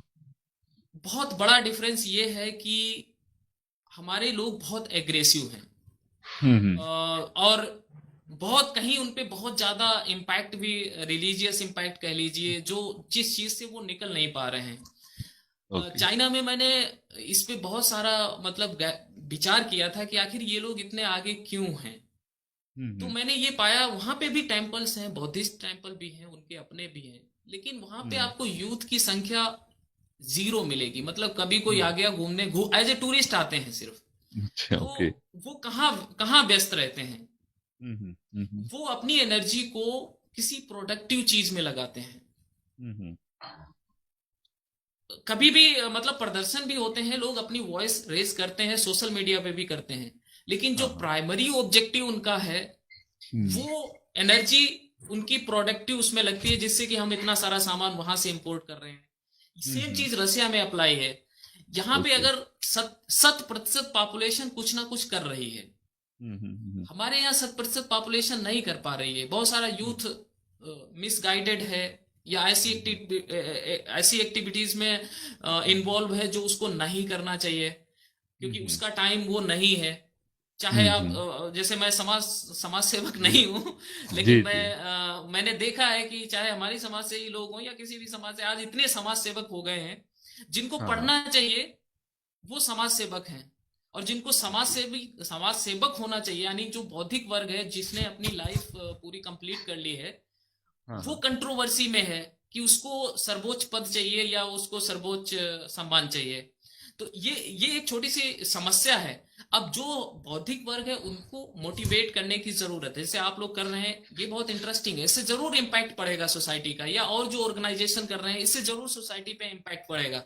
लेकिन हम्म यही अगर इसी तरीके के ग्रुप अगर गांव में बन जाए, जैसे कि हम्म पहले होता था लेकिन अब बीच में हम्म बदल चुका है, कि अगर हम्म एक गांव में 10 लोग पढ़े लिखे लोग बन गए इकट्ठे, तो हम्म उन्होंने कुछ आर्थिक सहयोग के जरिए या बच्चों को मोटिवेट किया कि भाई आप कृषि से जुड़े हो तो कृषि में ही चलिए, ऐसा करिए, क्योंकि उनके उनका आईक्यू लेवल अच्छा होता है, वो जल्दी से योजनाओं को भी समझ सकते हैं। और वो लोगों के पास समय भी ज्यादा होता है, वो कृषि विज्ञान केंद्र भी जा सकते हैं और यूनिवर्सिटी भी जा सकते हैं। तो क्या वो ऐसा चैनल बनाएंगे कि जो हमारे यूथ है उसको गाइड करेंगे, या जो महिलाएं हैं उनको प्रशिक्षित करेंगे। अब चूंकि बाहर तो ये लोग जाएंगे नहीं प्रशिक्षण लेने के लिए, तो एक तो ये चयन जरूरी है कि हर क्षेत्र में या हर गांव में इस तरीके की चीजें होनी चाहिए। और जो अभिभावक है यानी कि घर का जो मुखिया है, उसको थोड़ा इन सब विषयों में जरूर सोचना चाहिए कि हमारी भाई अपनी, क्योंकि आप पहले अपनी स्थिति को इम्प्रूव करिए। और जो बिल्कुल। छात्र है उनके लिए तो मेरा क्लियर कट मैसेज यही है कि अभी आप झंडा मत उठाइए, ना तो किसी हम्म पार्टी का, ना ही किसी हम्म, समाज को सुधारने का। पहले आप अपने आप को बिल्कुल। थोड़ा एजुकेशन का सुधारिए। आप कृषि के छात्र हैं तो कृषि के ग्रुप बनाइए, उस पर कृषि शेयर करिए, कृषि से रिलेटेड चीजें शेयर करिए। अगर आप मैथमेटिक्स के हैं तो आप वीडियोस बनाइए, लोगों की सेवा भी करेंगे, आपका अपना अपने को भी इम्प्रूव करने का मौका मिलेगा। और अगर हम्म किसान हैं तो आप हम्म किसानों से जुड़िए, उनसे बातें करिए, गांव का अपना एक नेटवर्क बनाइए। और जो ये सिविलियन रिफॉर्म की बात मैं कर रहा हूँ कि जो सामाजिक सुधार होना चाहिए, ये परिवार से हो सकता है। इसको कोई रूल बना के हम सुधार नहीं कर सकते। कि परिवार में जी। आप उनको सिखाइए ना कि भाई क्यों छोटी छोटी चीजों पे झगड़े कर रहे हो, आप क्यों मतलब इतना द्वेष है। यहाँ पे लोग इतना नहीं भाग रहे हैं, जो रशिया की बात करें ना तो इतनी हाँ। पैसे के पीछे इतना इतना पागल नहीं है कि मतलब ये लोग लाइफ जीते हैं, वर्क भी करते हैं, हर चीज का बैलेंस है। हम्म हमारे यहाँ हम बहुत सारा पैसा इकट्ठा करने के पीछे भागते हैं, जिससे कि हम जो रियल लाइफ का जो फन है, जो एंजॉय है, वो नहीं कर पाते। और इसी हम्म। वजह से हमें बहुत सारे द्वेष आपस में भी पैदा हो जाते हैं। मेरा एक और सीधा सवाल है कि आपकी जो भी योग्यता क्षमता है इसका इस्तेमाल समाज हित में किस तरह से किया जा सकता है, ये आपकी कोई योजना है? सबसे पहले तो मैं ये कहूंगा कि एक छोटी जगह से निकलना, यानी कि हर अभिभावक को ये सोचना चाहिए कि अगर अगर विष्णु बाहर जा सकता है, अगर हम्म विष्णु चाइना में काम कर सकता है, रशिया में काम कर सकता है, तो हम्म मेरा बच्चा क्यों नहीं कर सकता। हम्म और अगर उसको इसमें कोई डाउट है तो वो मेरे को डायरेक्ट कांटेक्ट कर सकता है, आप लोगों को संपर्क साध सकता है। हम उसे बताएंगे कि उसका बच्चा भी वैज्ञानिक बन सकता है, आईएएस बन सकता है, पीसीएस बन सकता है, और इंजीनियर बन सकता है। हम्म। सबसे बड़ी ये चीज है, क्योंकि ये एक एग्जाम्पल है। मैं इसीलिए ये चीजें बताने की कोशिश कर रहा हूँ, क्योंकि हर समस्या को मैं डिस्कस करूंगा कि नहीं, जैसे परिवार में होती हैं कि मम्मी बीमार हाँ। है तो हम आज स्कूल नहीं जाएंगे। हम्म ये समस्याएं, ऐसी समस्याओं को अभिभावक को या बच्चों को अवॉइड करना चाहिए। हम्म और मेरा रोल ये हो सकता है कि जैसे अभी मैं और थोड़ा सा वर्क करना चाहूंगा साइंस के लिए, लेकिन जब भी उचित समय आएगा, और हम्म बीच बीच में मैं, जैसे आप लोग जब भी बुलाएंगे समाज के किसी भी कार्यक्रम में या किसी भी ऑर्गेनाइजेशन के साथ कुछ भी करने को, तो मैं उसके लिए हमेशा तैयार हूँ। लेकिन मुझे कुछ और समय चाहिए कि जो कुछ बड़ा कर सके। जैसे मेरा प्लान है कि मैं अपने क्षेत्र के लिए कुछ ऐसा काम करूं कि जो बच्चे पढ़ नहीं पाते या जो बच्चे पढ़ते हैं उनको नौकरी नहीं मिलती, उनके लिए कुछ ऐसा हो पाए। जैसे कि हम्म जब जब मैं पढ़ता था, जब मैं 8वीं में था, मैंने बताया 15 किलोमीटर की स्क्वायर एरिया में सिर्फ एक ही स्कूल था, सारे बच्चे वहीं से आते थे, और 8वीं के बाद उनका कोई विजन नहीं था। 8वीं तक हम्म इसलिए पढ़ लेते थे क्योंकि आसपास है, शाम को हम्म गए अपना खेती वाला काम भी कर लिया और वहां पे पढ़ाई भी कर ली, उसके बाद हम्म घर वाले नहीं भेजते थे। लेकिन आज सिनेरियो चेंज है, बहुत सारे हम्म स्कूल है वहां पे, लेकिन कोई वैज्ञानिक क्यों नहीं निकल पाया या कोई हम्म आईएएस क्यों नहीं निकल रहा। क्योंकि क्वालिटी एजुकेशन नहीं है। और क्वालिटी एजुकेशन मतलब उस पे फोकस करने की बहुत जरूरत है। और एक अभिभावक अपने परिवार को जरूर बदल सकता है। जैसे कि मेरे ताऊ जी का मैंने एग्जाम्पल दिया द- कि उनकी सोच थी कि ये बच्चा डिप्टी साहब बन सकता है, ये बच्चा मतलब तहसीलदार बन सकता है। लेकिन हमें उस टाइम पे नहीं मालूम था कि ऐसा भी होता है। हमें तो या जो बच्चा है उसको तो वहां पे जो चीज उसको मिलेगी, जैसे वो कर मिट्टी मिल लेगा। गई तो मिट्टी में, हाँ मिट्टी मिल गई तो मिट्टी में खेलेगा, खेत मिल गए तो खेतों में चला जाएगा, उसे आप खेत पे भेजोगे खेत पे चारा काटने लगेगा। लेकिन सोच तो गार्जियन की उस टाइम पे होनी चाहिए, ना कि कोई मसीहा आएगा आपको बताएगा, आपका टीचर आएगा कि भाई आपके बच्चे में टैलेंट है, मैं पंडित हूं, मुझे मालूम पड़ रहा है कि ये जाके वैज्ञानिक बनेगा। ऐसा पॉसिबल नहीं है। इसलिए अभिभावक को उसको मौका देना चाहिए, और मौका भी एक लंबे समय तक देना चाहिए। कि एक गलती हो गई, मान लो एक दिन स्कूल नहीं गया, आपने स्कूल बंद करा दिया, या 10वीं में फेल हो गया तो आपने उसको पढ़ाई छुड़वा दी। ऐसा नहीं है, आप उसको पूरा मौका दीजिए ना, 25 साल तक आप कम से कम उसको मौका दीजिए। पुराने टाइम पे अगर हम देखें तो हम जो बच्चे हमारे होते थे, किसी भी समाज के बच्चे, वो 25 साल तक आश्रम में चले जाते थे, उसके बाद लौट के आते थे। तो 25 साल तक तो उसको अपनी बौद्धिक जो स्तर है उसको बढ़ाने का मौका जरूर देना चाहिए। और मैं समाज के लिए मेरा संदेश ये है कि आप लोग जुड़िए। आप सबसे पहले तो एक दूसरे में से अच्छा कनेक्शन बनाएं, चाहे किसी भी ऑर्गेनाइजेशन का हो, कोई भी हो। और जो लोग ज्ञान बांट रहे हैं उनका आप ज्ञान जरूर लीजिए, इसमें कोई मतलब प्रॉब्लम नहीं होनी चाहिए जी। बिल्कुल सही है।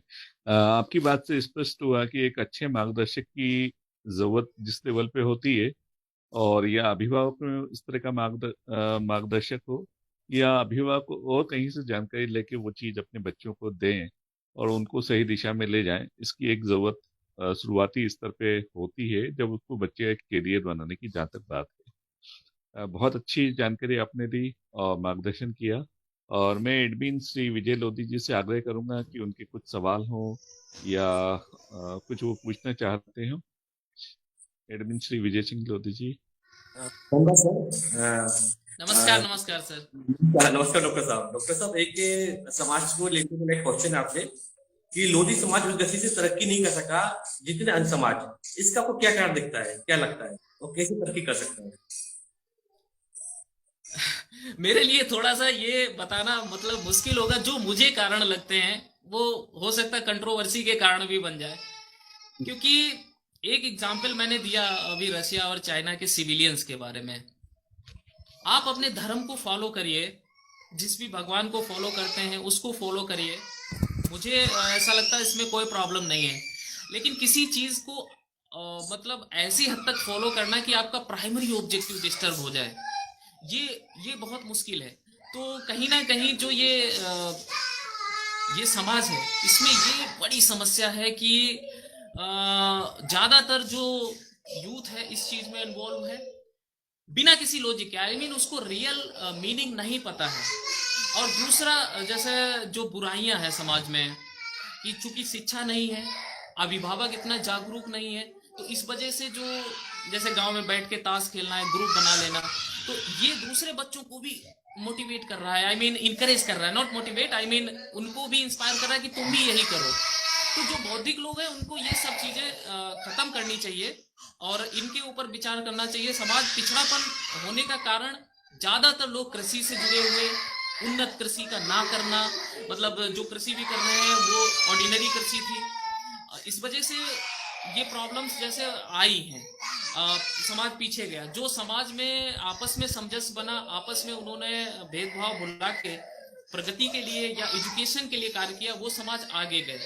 और जो मुख्य कारण है उसका यही कारण है, जो गांव, क्योंकि ज्यादातर लोग गांव में ही रहते हैं, ज्यादातर लोग गांव में रहते हैं। और गांव में अभी भी मैं आपको बताऊं, जब मैं पढ़ रहा था तो मुझे दूसरे समाज के लोगों से अप्रिसिएशन आती थी, मेरे पिताजी को, कि आपका बच्चा बहुत अच्छा काम कर रहा है और ये जरूर कुछ ना कुछ करेगा। लेकिन हमारे अपने समाज से अप्रिसिएशन के अलावा वो ऐसे ऐसे एग्जाम्पल लेके आते थे जो डिस्करेज करते थे गार्जियंस को।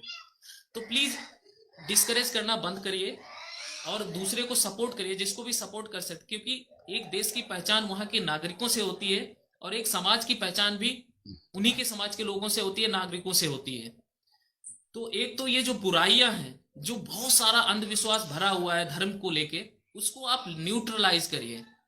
आप बच्चे को, जैसे मान लीजिए आप शुरू से बच्चे को सिखाते हैं कोई धार्मिक चीज, बुराई नहीं है, चरित्र निर्माण करने के लिए आप चीजों को सिखाइए, लेकिन उसको उसमें डर मत पैदा करिए कि आपने आज सुबह राम राम नहीं किया तो आपको नुकसान हो जाएगा या आप मर जाएंगे, या आप ये मंदिर गए यहाँ पे मत्था नहीं टेका तो आप आपको आपकी धन मतलब क्षति हो जाएगी।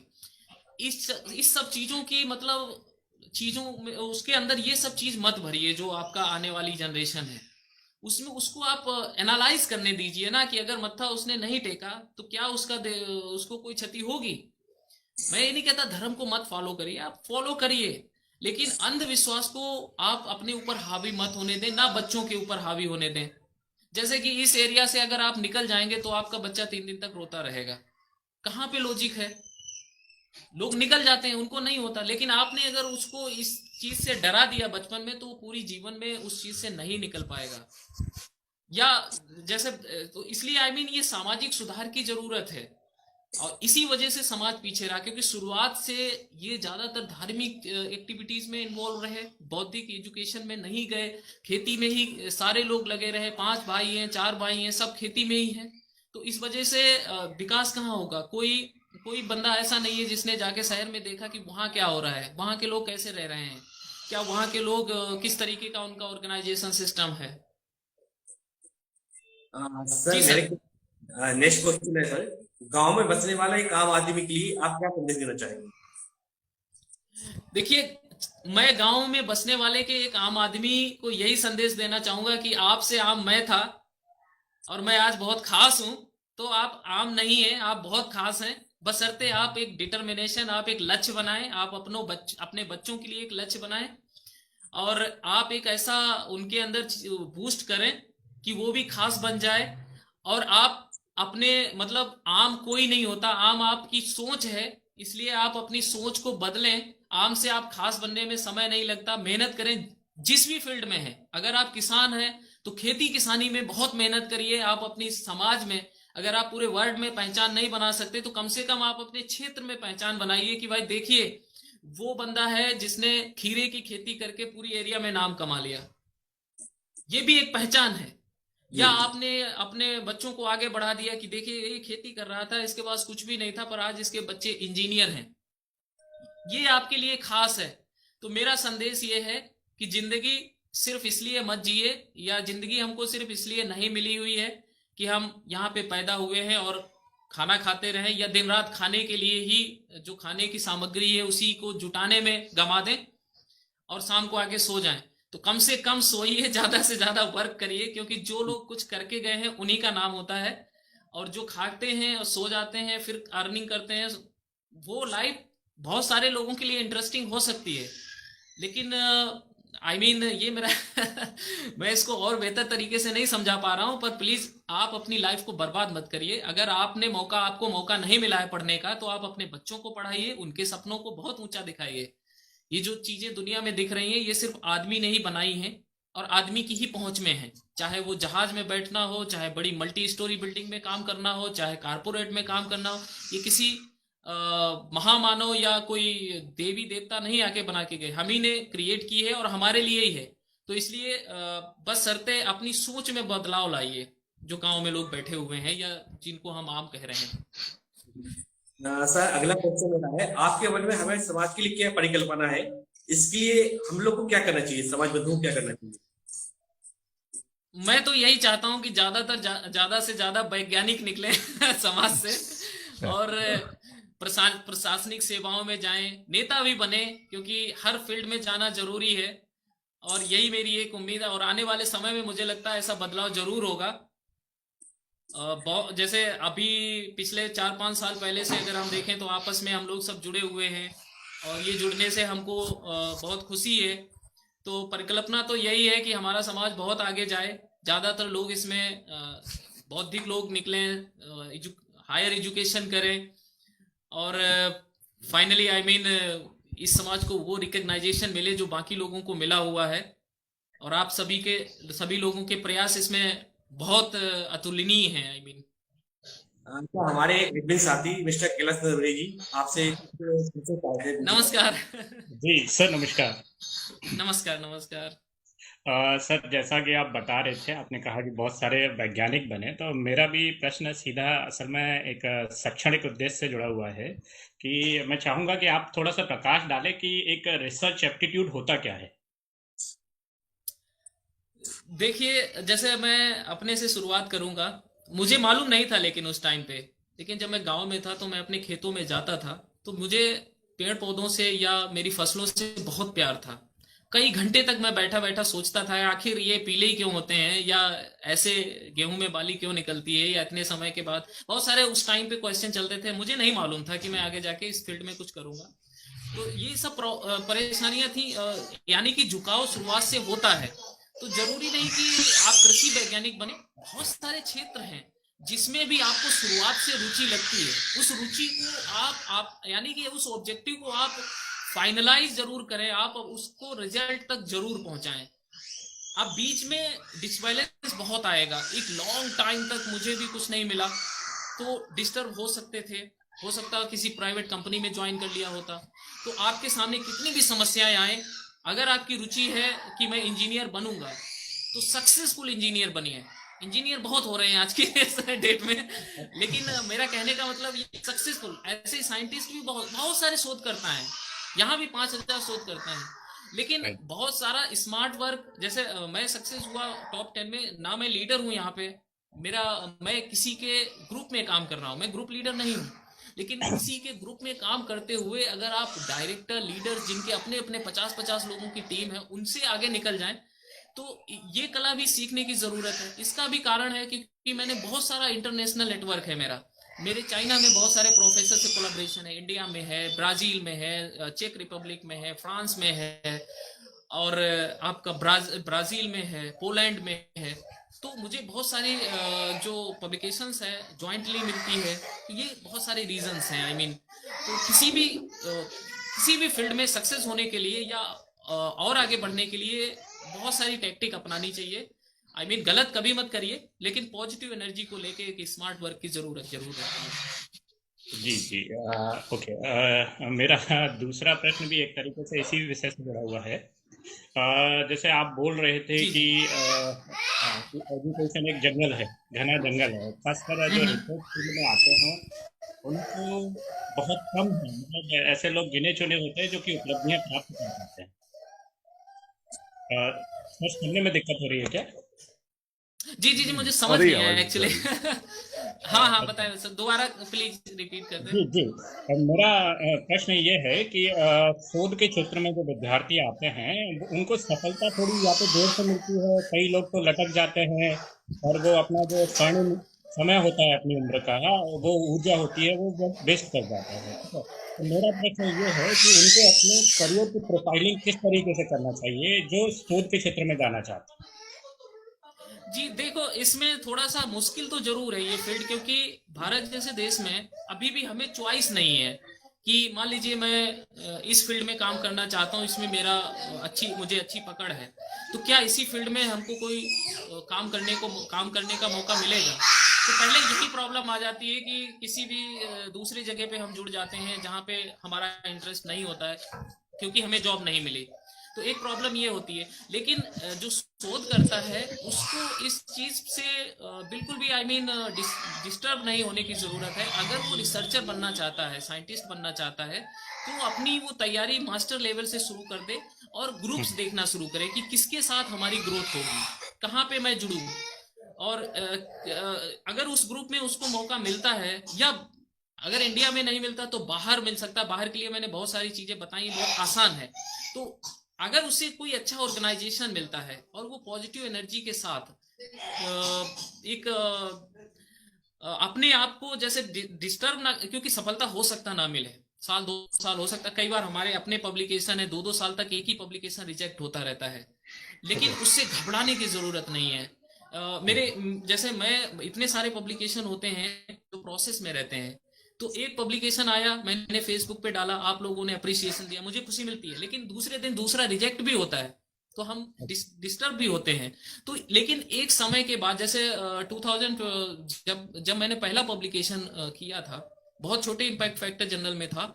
और मुझे इतनी खुशी हुई थी क्योंकि वो इतनी जगह से मुझे, मतलब वो होता ना कि अब आप लास्ट स्टेज पे आ गए, आपका पेशेंस काम करना बंद कर दिया है और सडनली आपका एक्सेप्टेंस हो जाए, तो ऐसा होता है बहुत सारे लोगों को। शुरुआत में जैसे अब मैं 8 इम्पैक्ट फैक्टर में पब्लिश करता हूँ, पहला वाला हमारा 0.8 में था, यानी कितना डिफरेंस है। और उस 0.8 की जो खुशी थी वो आज 8 की खुशी नहीं है, क्योंकि अब रूटीन हो गया है। तो एक एज या एक समय के बाद, एक एक्सपीरियंस के बाद चीजें बदल जाती हैं।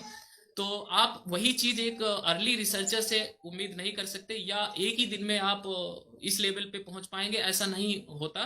तो पेशेंस बहुत जरूरी है इस फील्ड में। अगर आप साइंटिस्ट बनना चाहते हैं तो पेशेंस रखिए, और अपने आप को डिटरमाइंड रखिए कि आप कर पाएंगे। Okay okay, thank you sir. And एक और प्रश्न, जी जी, आप सदर्न फेडरल यूनिवर्सिटी के एडमिशन सेल में भी हैं सर। तो मेरा प्रश्न ये है कि जो अंतर्राष्ट्रीय विद्यार्थी आपके पास आते हैं, आप उनके मतलब करियर प्रोफाइल में ऐसा क्या क्या देखते हैं, मुझे थोड़ा सा उस पर प्रकाश डालें, तो जिसके बेसिस पे आप यहाँ एडमिशन दे पे सकें। जी जी, यहाँ पे एक्चुअली 2 तरीके से एडमिशन होती है साउदर्न फेडरल में।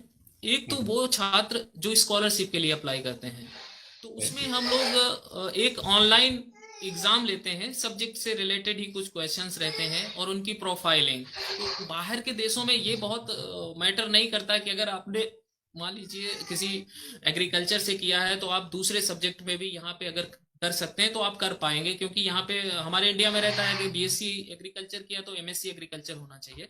इधर ऐसा बाहर के देशों में नहीं होता, आपकी कैपेबिलिटी पे होता है। लेकिन एडमिशन के लिए थोड़ा सा, जैसे ऑनलाइन हम जब उनका इंटरव्यू लेते हैं तो हमें लगता है कि बच्चा कितना हार्ड वर्किंग है।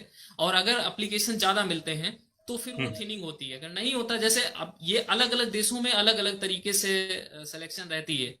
अगर आप बात करें यूएसए में, तो वहां पे आपको लैंग्वेज का सर्टिफिकेट देना पड़ता है, अप्लीकेंट ज्यादा होते हैं जैसे इंडिया में, तो फिर कंपटीशन भी ज्यादा होता है। लेकिन उसकी तैयारी, आपका अगर लैंग्वेज का सर्टिफिकेट में स्कोर अच्छा है, आपकी प्रोफाइल अच्छी है, अगर आपके पास रिसर्च पेपर अच्छे हैं, तो वहां सिलेक्शन मिल जाती है। अगर साउदर्न फेडरल की बात करें, अगर हमें ज्यादा एप्लीकेशन नहीं मिलते हैं तो हम फिर उसका क्राइटेरिया भी कम कर देते हैं। तो ये स्कॉलरशिप चूंकि हमें उतनी देनी होती है।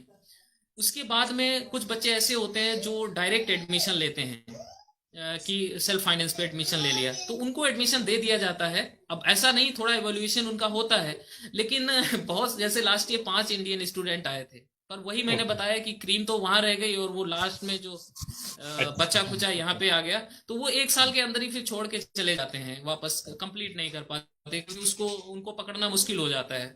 तो ऐसे बच्चे अप्लाई मतलब करें, लेकिन मेहनत अगर करते हैं, वो शुरुआत में मैंने सर को बताया कि कैसे शुरुआती दौर में जब बच्चे बाहर एडमिशन लेते हैं तो उनको दिक्कत ये आती है, एक तो लैंग्वेज की प्रॉब्लम रहती है, चाहे वो किसी भी कंट्री में जाए, और कल्चर नया हो जाता है, खाने का जो फूड है वो भी डिफरेंट होता है, और साथ में ही वहाँ प्रूफ करने की जरूरत होती है। या तो वो पीछे से ही बहुत स्ट्रांग आए हों, तब तो उनको ज्यादा परेशानी नहीं होती, लेकिन वहां पे एडमिशन नहीं हुआ तो यहाँ पे आए तो फिर प्रॉब्लम रहती है। ओके, वैसे तो सर आप बहुत कुछ बता चुके हैं, पर मैं एक एक्सप्लिसिट ये प्रश्न पूछना चाहूँगा कि रशिया में जो शैक्षणिक स्तर कैसा है और वहाँ का परिवेश कैसा है, शैक्षणिक परिवेश कैसा है? रसिया में अगर अगर हम आईआईटीज की बात करें, देखिए हर इंस्टीट्यूट का अपना एक अलग अलग लेवल होता है ना। जैसे इंडिया में भी बहुत सारे इंस्टीट्यूट हैं जिनका अलग अलग कैटेगरी है। अगर किसी को आईआईटी में एडमिशन इंडिया में मिलता है तो मैं उसको सजेस्ट करूंगा कि उसको इंजीनियरिंग वहीं करनी चाहिए। लेकिन अगर उसको एडमिशन नहीं मिलता है तो वो रशिया में जो टॉप यूनिवर्सिटीज हैं इसमें आके एडमिशन ले सकता है। सेल्फ फाइनेंस पे भी ले सकता है, और स्कॉलरशिप में अगर उसका होता है तो भी ले सकता है। लेकिन जो स्तर है, जैसे क्वालिटी वाइज अगर बात करें तो यहाँ पे बहुत कम स्टूडेंट होते हैं एक क्लास में, और टीचर ज्यादा हैं, तो प्रैक्टिकल हैंड यहाँ पे बहुत ज्यादा रहता है। जैसे हमारे यहाँ थ्योरेटिकल बेस्ड रहता है ज्यादातर कोर्सेज, यहाँ पे प्रैक्टिकल बेस बहुत ज्यादा रहता है। तो जो लोग यहाँ से इंजीनियरिंग या मेडिकल या और भी एजुकेशन लेके जाते हैं, अगर यहाँ पे उन्होंने बेहतर किया तो वो बेहतर होते हैं। ओके ओके, ये स्टेटमेंट है, करेक्ट, बहुत अच्छा। अच्छा, अब बिल्कुल, क्योंकि ये एक स्टेटमेंट वाली बात आ गई कि वहाँ का स्तर जी जी। कैसा है, एक्चुअली वही सुनना चाह रहा था। अच्छा, जनरल जनरल बात हो गई है, मतलब एक ऐसी जी, चीज हो गई जिसको पूरा जनरलाइज नहीं कर सकते, अच्छा, क्योंकि अलग अलग अच्छा, कह यूनिवर्सिटी सकते की हैं, अलग अलग। जी, जी, जी, करेक्ट। सर, एक और मेरा प्रश्न है, वो कि जैसे आप विभिन्न देशों में रहे और कृषि शोध से जुड़े हुए हैं, तो मैं जानना चाहूँगा, जैसे कि चाइना की बात करें, वहाँ का तो कृषि का परिवेश भी भारत से मिलता-जुलता है, वही फसलें वहाँ होती हैं, ठीक है? मौसम का थोड़ा अंतर हो सकता है, तो मेरा प्रश्न ये है कि चाइना की कृषि या रसिया की कृषि, अ, इसके ऊपर थोड़ा सा प्रकाश डालें, और एक कंपैरेटिव भी अगर आप बता सके कि भारत की कृषि से उसमें क्या अंतर है, तो अप्रिशिएट करूंगा मैं। हाँ हाँ, मैं जैसे अगर अगर हम भारत में कंपेयर करें पहले तो, अगर जी, हम पंजाब हरियाणा को कंपेयर करें दूसरे स्टेट से, जैसे यूपी हो गया, एमपी हो गया, तो इनमें बड़ा आपको डिफरेंस नजर आएगा, क्योंकि जो लैंड साइज है वहां पे ज्यादा है, ओके, पॉपुलेशन उतनी नहीं है। जैसे अगर पंजाब की बात करें तो वो लोग बड़ी लैंड है और उनके पास इक्विपमेंट होते हैं, एग्रीकल्चर इक्विपमेंट हैं, तो वो कमर्स वहां पे लेबर कम, यानी कि मशीनरी का ज्यादा यूज हो रहा है। तो राइट, ऐसे ही अगर हम चाइना या रशिया की बात करें तो रशिया में तो सिचुएशन अलग है। रशिया में ज्यादातर लोग शहरों में रहते हैं और टेक्नोलॉजी का काम करते हैं, इसीलिए तकनीकी मैं डेवलप चाइना करते से हैं। पूछना चाहूंगा। जी, और इस तकनीकी का वो लोग जो विकसित देश, जो विकासशील देश हैं, उनको बेचते हैं और उनकी रेवेन्यू जनरेट होती है। यहाँ पे सिर्फ 20 25 25 या 35% लोग ही एग्रीकल्चर करते हैं। वो लोग भी ऐसे लोग हैं जिनका एक एक प्रॉपर ऑर्गेनाइजेशन है, आई मीन एक स्मॉल इंडस्ट्री या कंपनी कह लीजिए, जिसके पास सारी मशीनरी है, उन्हीं के साथ वो जुड़े हुए हैं अपनी खेत को भी। तो ये कॉन्ट्रैक्ट फार्मिंग टाइप की यहाँ पे है। यहाँ पे एक किसान, जैसे इंडिया में होता है ना, एक छोटा किसान और आपस में ही वो सारी फसलों की खेती कर रहा है, या उसके पास यस, पशुपालन भी है, उसका अपने ट्रैक्टर भी है। तो ऐसा यहाँ पे बहुत कम है। यहाँ पे बड़ी बड़ी किलोमीटर्स में, 15 किलोमीटर 20 किलोमीटर की एक एरिया है कि ये भाई एक आदमी का एरिया है, उसमें किसी किसान का ट्रैक्टर लगा हुआ है या किसी किसान की लैंड लगी। ये रशिया का सिचुएशन है। चाइना का सिचुएशन ऐसा है कि चाइना में भी ज्यादातर लोग इंडस्ट्री में काम करते हैं और कम लोग कमर्शलाइज जो एग्रीकल्चर है वो इसी तरीके से होती है। हालांकि वहां पे लोग हैं, इंडिया को आप उसके साथ कंपेयर जरूर कर सकते हैं, लेकिन परसेंटेज ज्यादा है उनका, जो कमर्शियल जो मॉडर्न एग्रीकल्चर है उनका परसेंटेज उसके साथ ज्यादा है।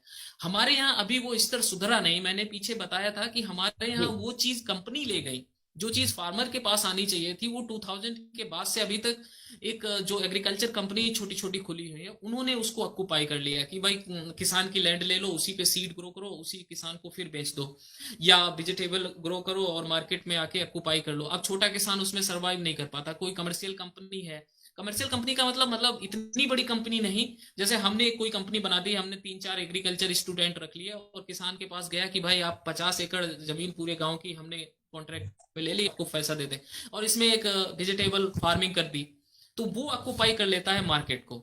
तो इसलिए हमारी जो छोटे फार्मर हैं उनका ग्रोथ जैसा होना चाहिए था उस तरीके से नहीं हुआ। ये मेरा आई मीन पर्सपेक्टिव है।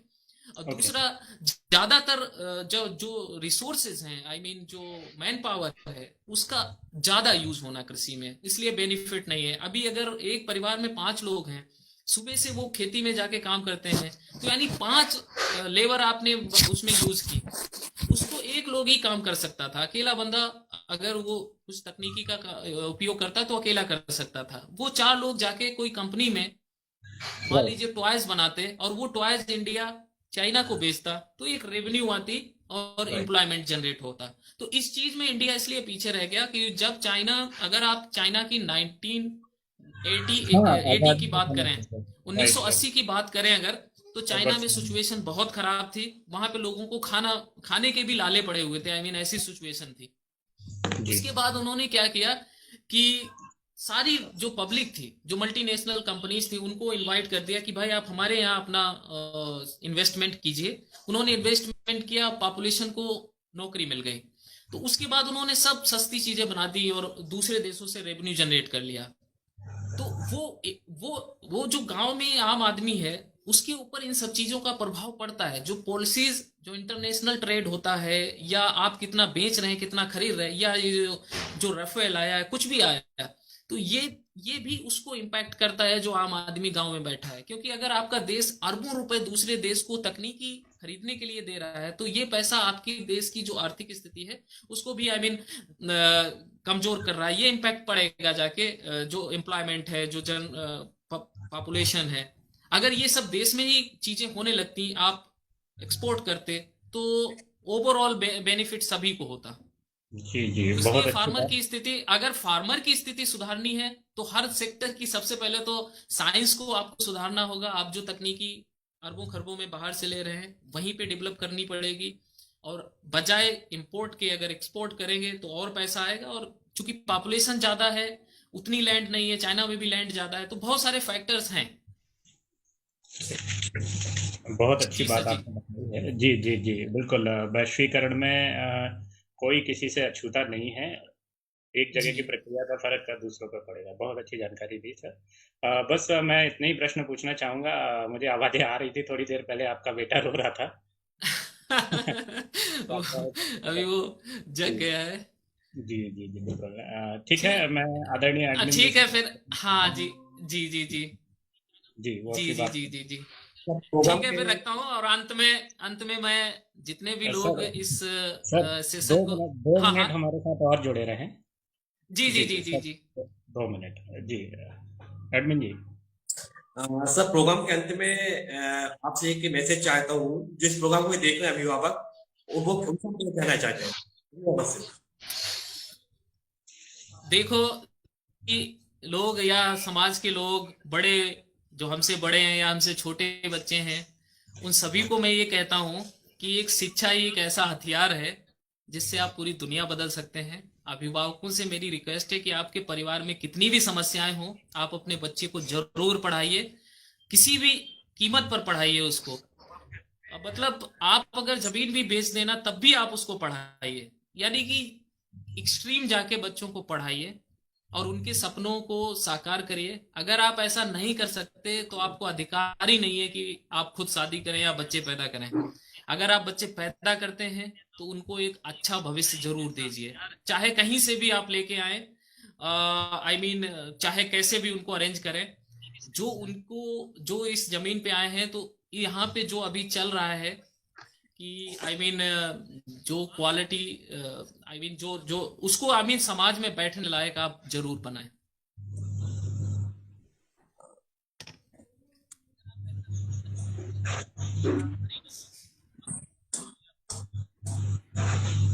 क्या आप मुझे देख पा रहे हैं?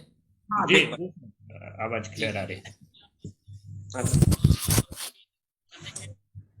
एडमिन जी। हाँ सर।